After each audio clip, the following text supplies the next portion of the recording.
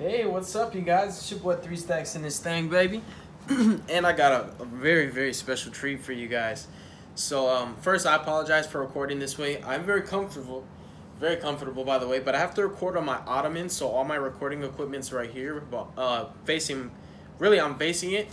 And the reason is because I just moved into a new apartment, which is bigger and better than my old one. And some of my furniture is not here, including the table that you guys see me record on all the time. So I apologize. There's nothing I can do about it. So I'm just going to keep making my videos like this until I get my table back into my house. But the treat that I have for you guys is clearly, as you can see, Herald of Perfection. And this is the list that I'm taking to either San Antonio regionals or Las Vegas regionals. They are both October the 6th, whichever one I'm making it to. I'm going to one regardless.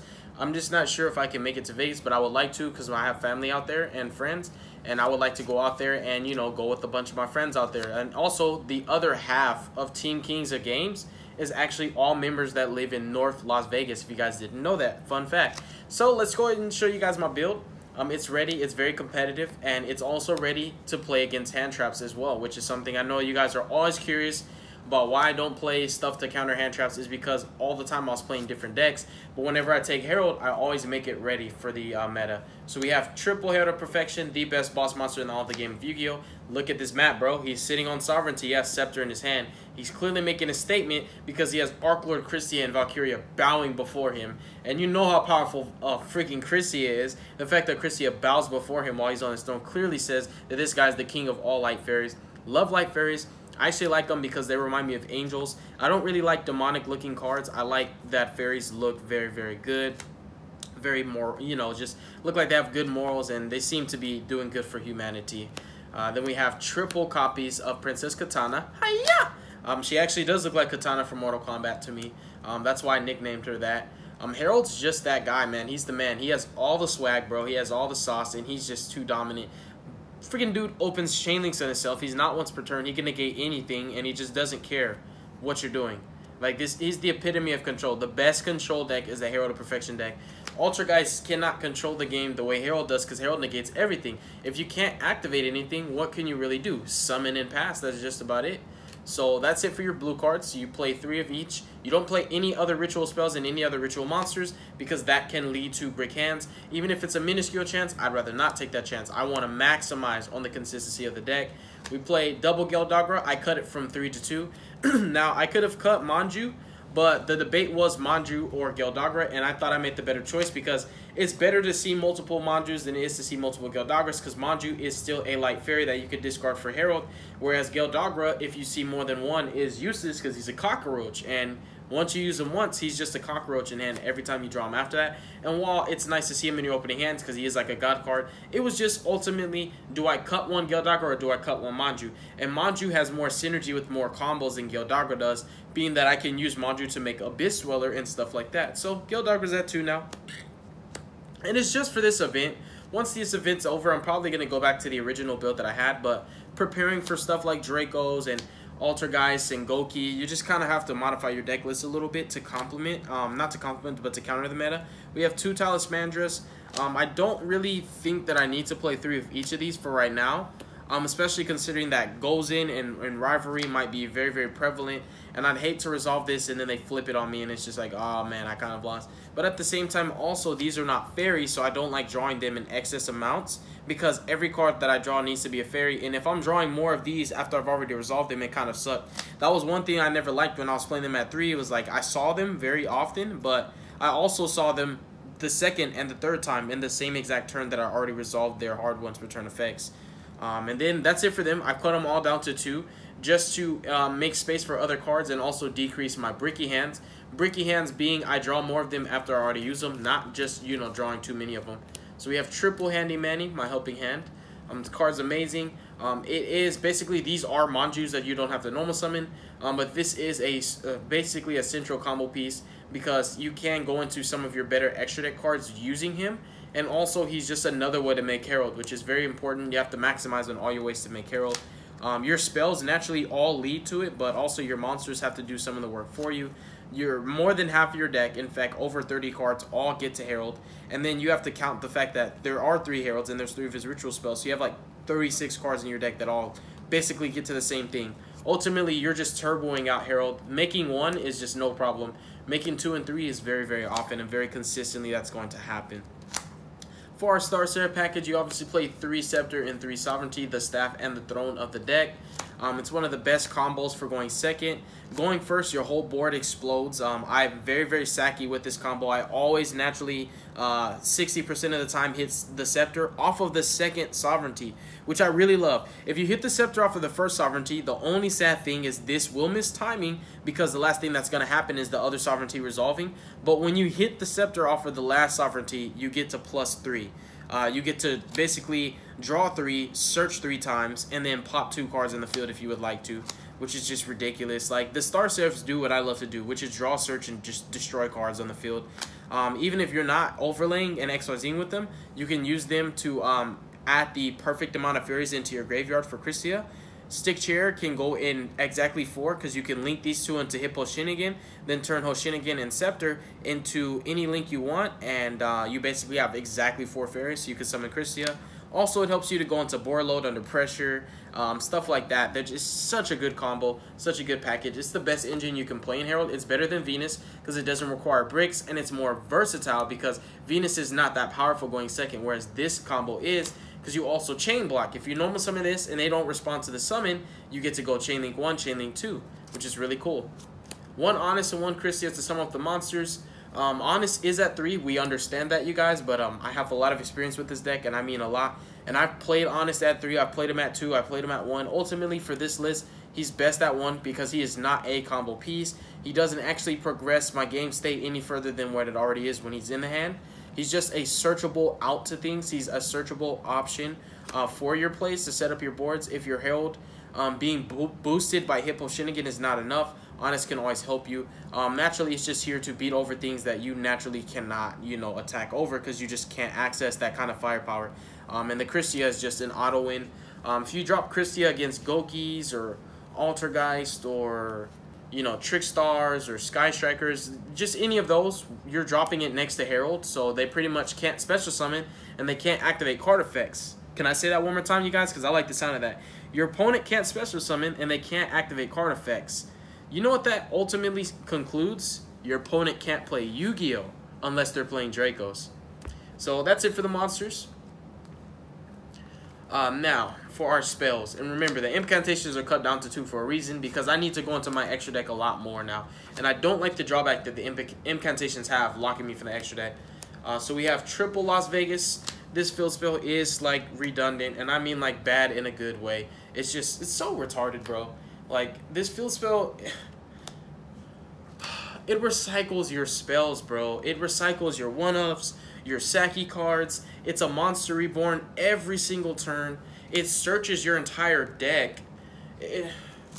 Oh my gosh, it's just so broken, you guys. Like, this field spell is just so broken. Triple of it, hands down. Las Vegas, baby. My favorite spell in the game of Yu-Gi-Oh! Triple pre-preparation of rights. It is the +1, one of the many +1s. You actually have 7 +1s in this deck that are all 3-ofs, and then you have accidental Saki +1s, like when you're hitting Star Seraphs off of your Ritual Sanctuary, hitting a Scepter, searching a Sovereignty, and then normaling a Manju, and then searching out like another combo piece you've +1'd.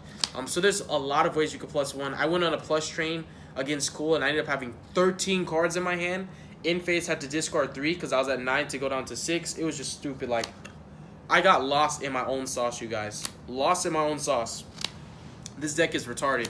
It pluses so much. Sometimes you just can't use all the resources that you get. And I've learned to be a little bit more, I guess you can say, passive with it now, to where I don't burn through everything turn 1, so I still have plays left in my deck. Because when you go on that plus train, you end up with very little resources left in your deck, meaning that, like, there's not very much that you can do except with what you already have on the field, and if that gets broken, you kind of have no follow-ups because you've searched all your follow-ups and end up having to discard them.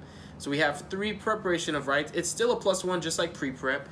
Naturally, the way you use this, it's always a +1. You can even use it as a pseudo-extender when you are working with only 1 Don, which has happened before, because when you use Don's effect to ritual summon, you have the choice to banish it or not. Naturally, I banish it all the time because I'm greedy, because I like to get more fairies. And I end up working with 1 Don, so I end up having to use this to add that same Don that I use, back from the grave to the hand and summon multiple Heralds off of the same Dawn. And you can summon Herald so many times because you can recycle his ritual spell, and you can add him back from the grave to the hand with the pre-preps, which you also can recycle with your ritual sanctuary. Just broken. This deck has so much longevity, so much durability. The grind games are too easy with this deck. Naturally, you know, you just make Herald. Your Sky Striker matchup is free. You've just won. You've literally just won. Just by making Herald, it's free. They can chain 3 different Widow Anchors, and they still won't be able to resolve a single one. You're just free. Trickstar matchup, free. Goki matchup, pretty much free. I mean, there's not very much that they could do. They can chain block as much as they want, but once they summon Isolde and activate her effect, you just negate her and destroy her. It's not like you can call by the grave a Herald, and it's not like he can't negate the call by the grave if you legitimately could. It's just retarded. Herald's just way too strong.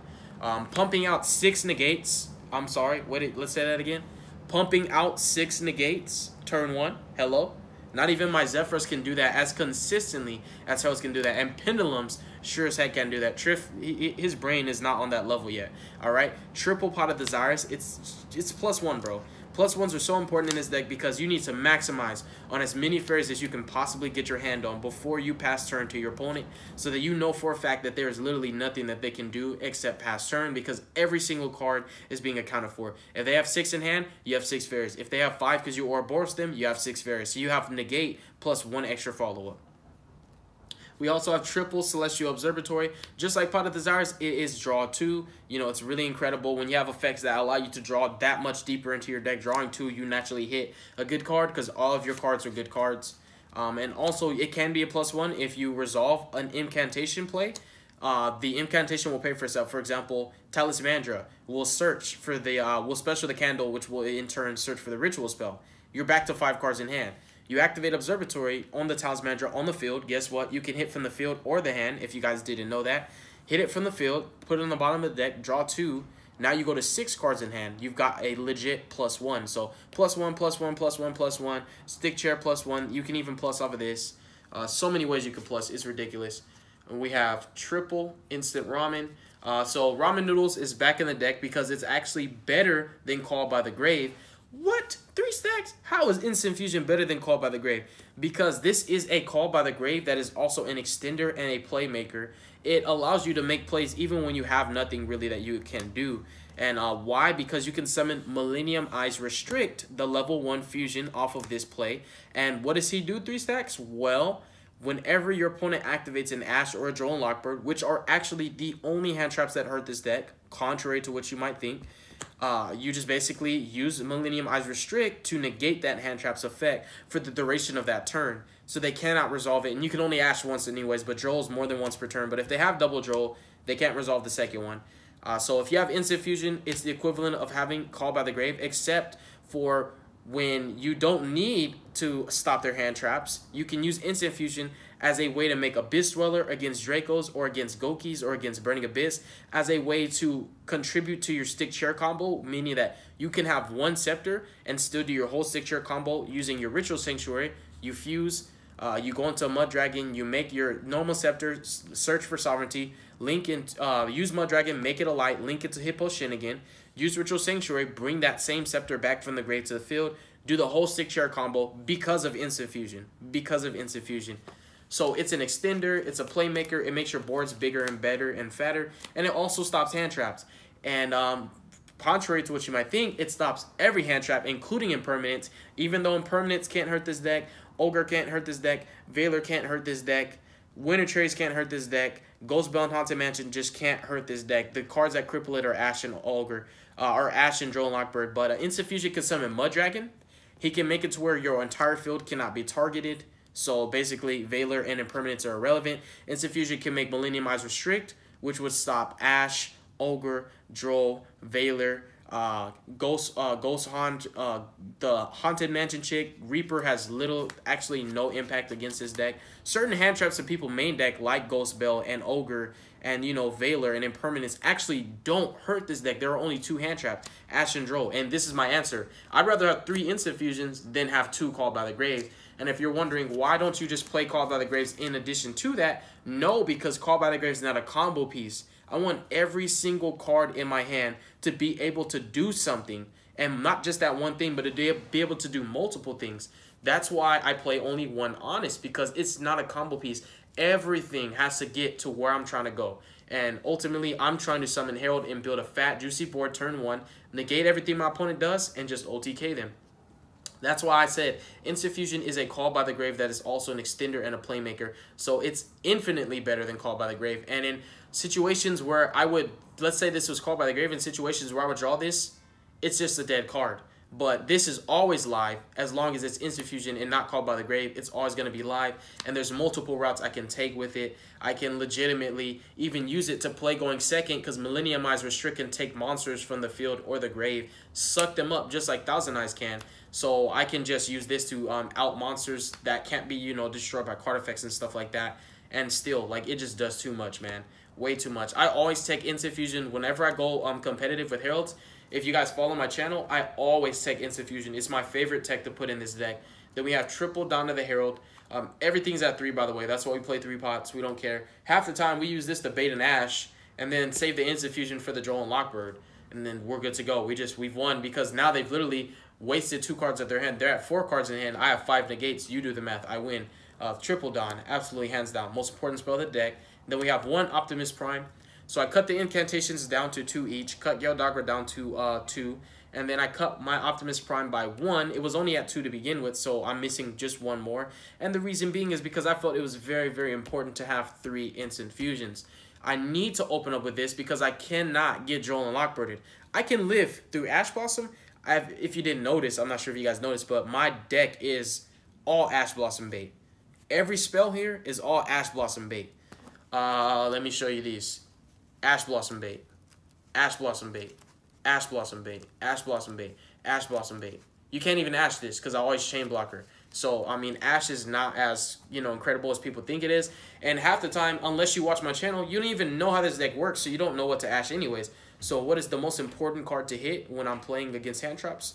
Just Droll and Lockbird. That's the only hand trap that hurts this deck. That's it. So, suffice it to say, Instant Fusion is only here to stop Droll. It's the only card that really stops me from going off. And that concludes the main deck. Half spells, half monsters, basically. No traps. This is the way I like it. All gas, no breaks. Deck can go on plus trains where your turn's like half an hour and you're just drawing and searching. And your hand's so big you don't even know what to do with yourself. And then we have extra deck, 2 Herald of Arclight, 1 Inties. I want it to be ready for anti-spells, rivalries, goes in matches, protocols. Altergeist Protocol can really hurt sometimes. And the reason why Altergeist Protocol hurts is if it's already face up. I can't really, negate anything with Herald minus their traps, but I can't negate Multi-Faker, and Soliquise will forcibly bounce Herald. And I don't like that, not one bit, so I'll use Gildagra, dump that bad girl, and she will target Protocol and just pop it. All I have to do is just bait the Protocol, which is pretty easy to do. Then we have 1 Mud Dragon of the Swamp. This card is a very, very good tech card and a flex card. The fact that he protects you from targeting effects and that he can change his attributes so you can go into your Hippo Shinigami, or you can also, when you're going second, just literally normal summon, play Instant Fusion, overlay with this in that level 4, go into Evil Sworn Exciton Knight and blow the field up. So he's a very, very good card. It kind of is a pseudo replacement for, Norden, but it's not the same as Norden. This is Millenniumized Restrict. I don't have one, but I'm going to pick one up before I go to the regionals. So, yeah, we have 3 Instant Fusions, and we have 2 targets for it. I wanted to have more than 1 target because, I'm going to draw more than 1 Instant Fusion a duel.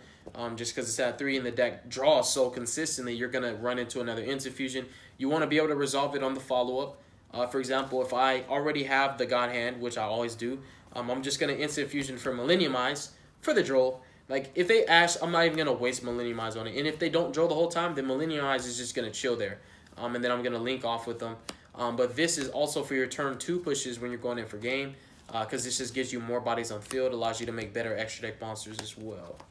We have Bust Your Board Wide Open Dragon. That's what I nicknamed him. Decode, because turn 1, Christia and Herald plus Decode. Game 1, turn 1, that's my board. Game 2 and 3, I only do Herald Christia. Why? 3 stacks. I'm not trying to get Spear Moded, son. I'm not trying to get Spear Moded. I want them to play into that Christia and that Herald. I want them to try to impermanence my Christia and just cry when I negate the impermanence. Decode's amazing, you guys. We need to be able to set up over 8,000 damage turn 1 so that all we need to focus on is using our vast amount of resources to negating every single card that our opponent activates. And then on the follow-up, you're just like, battle phase, attack, attack, attack, game. That's it. Hippo Shinigami. Why is this card a fairy? I don't know. Why does my deck keep getting better? I don't know, you guys. I don't know why they brought Exciton off the ban list. I don't know why they made this card. I don't know why they put Prep at 3. I don't know why they made Incantations. I don't know why they made Celestial Observatory. I don't know why this deck continues to get better and better and better. Why? I don't know why they even made Cyber Angels. I don't know why. It's like nobody plays Herald, but the deck is on the low, under the radar, getting so powerful. Every ban list, this deck gets more and more powerful. It's insane. This deck is surpassed its own prime. It's past its maximum potential a long time ago. This deck is over the top, borderline beyond full power. It's just past, you know, full power Necros. This deck is beyond its prime. It's better than it ever could be, and it's only going to get better. This card's amazing. We have Underclock Taker, pretty much just to make your OTKs, and sometimes you just need a generic link that points down, especially if I'm like, you know, doing some weird combo where like I'm Millennium-ized and I hit a hand trap and then I still need access to my extra deck because I want to do Stick Chair, for example. I will link with the Millennium-ized and any other monster, go into Underclock, then do my Stick Chair combo and put the Ouroboros right here in the zone that Underclock gives me. So it just helps having that generic link. We also have Phoenix. It's the only Nightmare that I play, actually. It's the only one I really need. And mostly it's the same thing with the protocol kind of issue where, you know, Altageist is kind of prevalent. If they have protocol, I can't really negate their monster effects. So I like having, you know, Gale Dogra and the Phoenix to out the protocol. So I either Gale Dogra, dump Inties, pop the protocol, and then use Gale Dogra again, dump this and get a search. So you pop a card and get a search, +1. Or you just make Phoenix and pop the protocol the hard way. That's it for the links. XYZ is Ouroboros, which is basically Trishula. We have one Deltaros. We have one Master Diamond. If you make Master Diamond next to Herald against Burning Abyss, against Lightsworns, against predominant dark decks, like dark decks that have a lot of dark monsters, you just kind of just win. This card does not allow dark monsters to just resolve their effects, and neither player can sing cards from their deck to the grave, so that's it for the Beatrice, the Burning Abyss, for the Lightsworn strategy, for Hayate, for Foolish Burial, Goods. You know, there's a lot of cards in the Skystriker matchup that this stops. It also stops the Ray, which is important because you want to kill their links and not let Ray come out. Granted, Herald can negate Ray anyways. It's just she's so pitiful and disgusting. I don't want to waste a fairy on her. She's not, you know, she's not worthy enough. Then we also have one Exciton Knight. I'm glad that this card's off the ban list. All it did was make my deck a lot more powerful than it already is. And like I said, Herald is beyond the pinnacle of full power. Herald was full power February 2017. This is a year and, what, 7 months later? And it's beyond that point. It is literally, I can't stress it enough. This deck has literally got better and better and better and better. I don't know why it keeps getting better. But you know what? It just must be Konami really cares about me. Exciton's broken. You have triple instant. You're going second. Instant plus a Manju or a Scepter. You know, bam. You've got your Exciton play. And sometimes when you have enough spells in your Ritual Sanctuary, you can Exciton, blow up the field, and then Stick Chair combo after that, which is retarded. Like, when you resolve Stick Chair, they should scoop. Some people do, some people don't. Then we have Dweller. I have room for one more rank 4, and I really wanted the 2 generic rank 4s that I play to have the highest impact in the most matchups. Tornado Dragon specific. Baguska's not even that good in this deck because Herald needs to resolve his effect. And then thinking of all the others, I was like, I can play Trap Tricks with Flazia and play one Treacherous Trap Hole, but then I'm like, what if I draw it? And also, I'm not always going to need that kind of interruption. But with Dweller, I have an easy breezy Draco matchup because they can't pop Herald with their traps. What does that mean? They can't actually beat Herald. You know what I'm saying?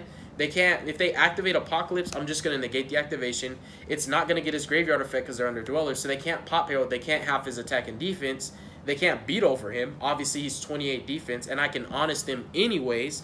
Like, it's just free Draco matchup, free Burning Abyss matchup, free Goki matchup, because even if I don't have Christia, I can just make Dweller. Gokis get none of their graveyard effects, meaning that they don't have the resources that they need anyways to search their rematch or anything like that. And on top of that, I could just negate their graveyard effects regardless. But Dweller was just more impactful than any other rank 4. I felt that it was better in a multiple matchups. Same with Exciton. You make this against Trickstars, they don't have an answer. They just don't. And guess what? It's once per chain. They chain Veiler. You chain his effect to the Veiler.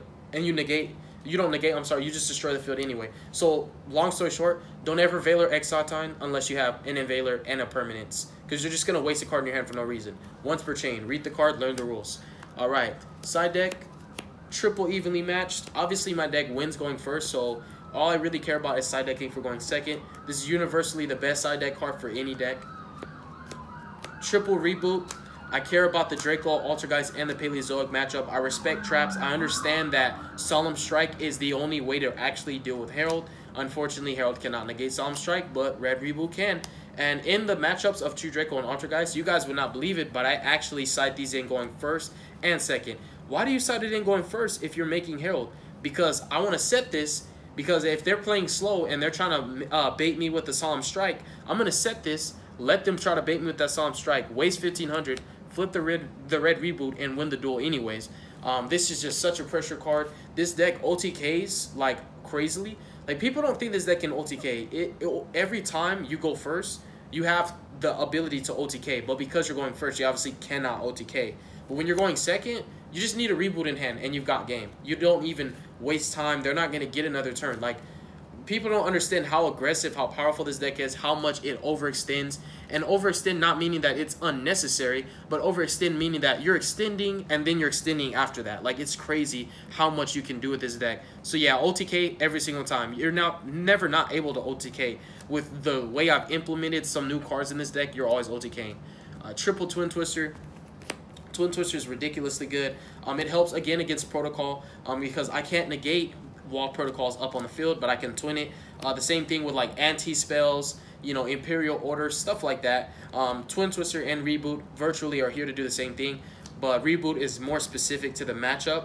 Like, especially Trick Stars, like, you know, I'd rather Reboot the Reincarnation than Twin Twister, because sometimes I have the God Hand and I don't want them to Reincarnation away my God Hand. So yeah, I'll pay half my life and I'll negate the Reincarnation. I'll set it and I'll make a fat board and I'll OTK them anyways, and they're going to die. What are they going to do? Activate Scapegoat in the end phase when they have 0 life points, and even if they didn't, I'm going to negate it? Like, come on now. So we have those 9. We also have 3 Kaijus. I have 3 Kumongous. I don't have Gamma Seals, but also at the same time, I think Kumongous is a little better, simply because it's a level 7. Gamma Seal being a level 8 has certain interactions with certain decks. Cough, cough. You know, I just don't want to give my opponent a free rank 8, and I just like Kumongous. It's a really good card. And then the final 3 are Ties and the Barrier Statue. The reason being is because in simplified game states, Ties of the Brethren is one of the most powerful plays that this deck can make. And I did not want to miss out on that because Barrier Statue is just as good as Christia is against any deck that's not Trick Stars or Dracos. Why? Because they don't have light attribute to special summon. And if they rely heavily on special summoning, they can't really do that if they're under Barrier Statue. So what does this card do, 3 stacks? It stops them from making the plays that they need to make and forces them to waste their battle phase. And by waste, I mean they literally wasted it because I dropped an Honest from hand, boosted this guy's attack. You can't even attack over him because you just got Honested. And your normal summon's dead. So what? You have no monsters on field. You can't normal summon a second time. I'm just going to OTK you. So the Ties package is insane. Infernoid matchup, Burning Abyss matchup, Volky matchup. What's another good matchup? Not Draco and not Trick Stars. Oh yeah, Sky Strikers. Sky Strikers can't beat this. Why? What are they going to do? Widow Anchor? Hello, Herald negates, bro. Come on now. So that's the deck profile, you guys. I really hope that you enjoyed it. Thank you so much for your patience and for your faithfulness to my channel. I know a lot of you guys are curious about, you know, when and why and where I take Herald, which events. The main thing, I was really trying to enjoy Electromat 3. That's why I took Zephyros to the last regionals. And, you know, like I thought, it did get hit. So I'm glad I got to enjoy it while it was still at 3. Now I'm converting to Heralds. This is my my new competitive deck for the new format, with, you know, the ban list being in effect and all that good stuff. Also, with Thunder Dragons coming out, it's going to be a little difficult. I might have to improvise. I might, you know, but at the same time, with Thunder Dragons coming out, let's say Thunder Dragons are at full power, Insta-Fusion's instantly an out. Why? Because I just suck up the big Thunder Dragon that's a mistake on legs, the Vanity's Emptiness dude. I just suck him up with the Millennium Eyes Restrict, and then I just go off with all my searches, and they can't do anything about it. So, yeah, I think the deck's really well equipped for pretty much everything. Thank you guys again, and peace out, yo. I think this is the last video for the day.